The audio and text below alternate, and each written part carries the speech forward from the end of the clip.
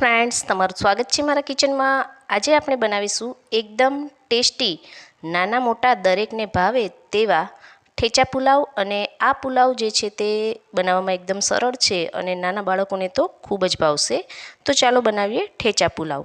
તેના માટે સૌપ્રથમ મેં અહીં 1 કપ જેટલા પુલાવ બાસમતી જે ચોખા આવે તે લીધા છે। અને પુલાવ બાસમતી ચોખાને આપણે સૌપ્રથમ 2 થી 3 વાર ચોખ્ખા પાણી વડે ધોઈને આ રીતે પાણી ઉમેરીને 15 થી 20 મિનિટ માટે પલળવા માટે સાઈડ પર મૂકી દેશું। તો અહીં 15 થી 20 મિનિટ થઈ ગઈ છે। ત્યારબાદ હવે આપણે ભાતને અહીં બનવા માટે મૂકી દઈએ।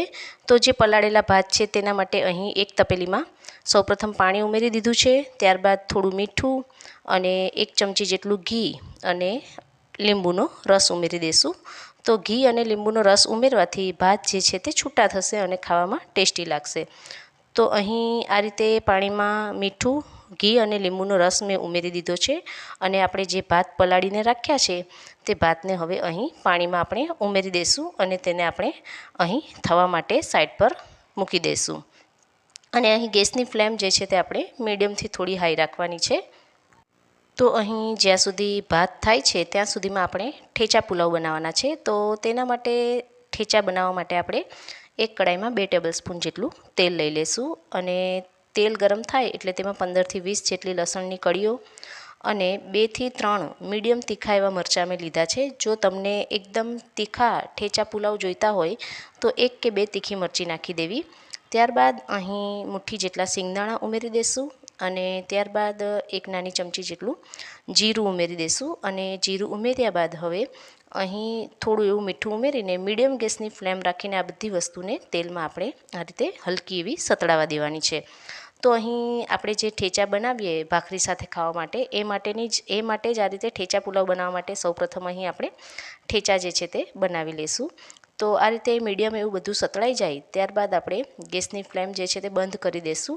અને ગેસની ફ્લેમ બંધ કર્યા બાદ અહીં મુઠ્ઠી જેટલા લીલા ધાણા છે તે ઉમેરી દઈશું। અને લીલા ધાણા ઉમેર્યા બાદ હવે અહીં આ ઠેચા માટે આપણે જે બધી વસ્તુઓ તેલમાં સાતળીને આ રીતે રાખી છે તેને થોડી ઠંડી થવા દેશું। અને લાસ્ટમાં અહીં અડધો લીંબુનો રસ જે છે તે ઉમેરી દઈશું। તો બધી વસ્તુ હલકી એવી ઠંડી થઈ જાય ત્યારબાદ તેને આપણે મિક્સર જારમાં લઈને આ ઠેચાને આપણે અધકચરા આવા વાટી લેવાના છે। જો તમારી પાસે વાટવા માટેનો જે પથ્થરવાળો ખલ આવે તેમાં વાટશો તો તેનો પણ ટેસ્ટ ખૂબ જ સરસ આવશે। તો આ રીતે અધકચરું મેં બધું વાટી લીધું છે। ત્યારબાદ પુલાવમાં નાખવા માટે કેપ્સિકમ, ગાજર અને ડુંગળીને મેં આ રીતે કટ કરી લીધા છે। અને અહીં રાઈસ પણ જે છે તે એકદમ સરસ રીતે આ રીતે છૂટા છૂટા થઈ ગયા છે। તો હવે ભાતમાંનું વધારાનું પાણી કાઢીને તેને આપણે ઓસાવી લઈશું। અને ત્યારબાદ હવે ઠેચા પુલાવ બનાવવા માટે એક કડાઈમાં આપણે 2 ટેબલસ્પૂન જેટલું તેલ લઈ લઈશું। અને તેલ હલકું એવું ગરમ થાય એટલે તેમાં 1 ચમચી જેટલું જીરું ઉમેરી દઈશું। અને જીરું ઉમેર્યા બાદ હવે આપણે જે શાકભાજી કટ કરીને રાખ્યા છે તેમાંથી સૌપ્રથમ ડુંગળી ઉમેરીને ડુંગળીને હલકી એવી બ્રાઉન રંગની થાય ત્યાં સુધી તેલમાં સૌપ્રથમ સતળાવા દઈશું। અને ડુંગળી સતળાઈ જાય ત્યારબાદ હવે તેમાં આપણે કેપ્સિકમ અને ગાજર જે કટ કરીને રાખ્યા છે તેને ઉમેરી દઈશું। અને ત્યારબાદ તેને તેલમાં સૌપ્રથમ હલકું એવું બધું સાતળી લઈશું।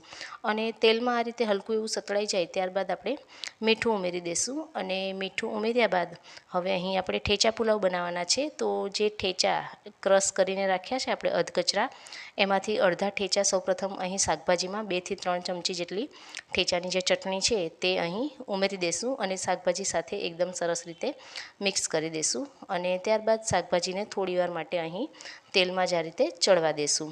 તો શાકભાજી અધકચરા ચડી જાય ત્યારબાદ આપણે જે ભાત ઓસાવીને રાખ્યા છે તે ભાત અહીં નાખી દઈશું। અને ભાતને ઉમેર્યા બાદ હવે આપણે ઠેચા પુલાવની જે ચટણી બનાવીને રાખી છે તે બધી જ ચટણી અહીં ભાતની ઉપર નાખી દઈશું। અને ભાત પર ઉમેર્યા બાદ હવે આ ઠેચાને એકદમ સરસ રીતે ભાત સાથે અને શાકભાજી સાથે મિક્સ કરી દઈશું। તો આ રીતે ઠેચા પુલાવ ખાવામાં ખૂબ જ ટેસ્ટી લાગે છે। અને જો આ રીતે ઠેચા પુલાવ તમે ક્યારેય ન બનાવ્યા હોય તો એકવાર જરૂરથી ટ્રાય કરજો। આ રાઈસ જે છે તે ચાઇનીઝ રાઈસ કરતાં પણ ખાવામાં ખૂબ જ ટેસ્ટી લાગે છે અને બાળકોને પણ ખૂબ જ ભાવે છે। અને સોયા સોસ અને ચીલી સોસ નાખીને આપણે રાઈસ બનાવીએ તેના કરતાં બાળકોને આ રીતનું કંઈક ટેસ્ટી અને હેલ્ધી ખવડાવીએ તો બાળકો માટે પણ ખૂબ જ સારું રહેશે। ત્યારબાદ ઉપરથી મેં થોડા એવા લીલા ધાણા ઉમેરી દીધા છે. તો અહીં તૈયાર છે ટેસ્ટી એવા ઠેચા પુલાવ. અને આ રીતે ઠેચા પુલાવ તમે જો ક્યારેય ટ્રાય ન કર્યા હોય તો એકવાર જરૂરથી ટ્રાય કરજો. અને આજની આ રેસીપી જોવા બદલ તમારો ખૂબ ખૂબ આભાર. Thanks for watching. અને આજની આ રેસીપી જો તમને પસંદ આવી હોય તો તમારા ફ્રેન્ડ લોકો સાથે કે પછી ફેમિલી મેમ્બર સાથે જરૂરથી શેર કરજો. Thanks for watching.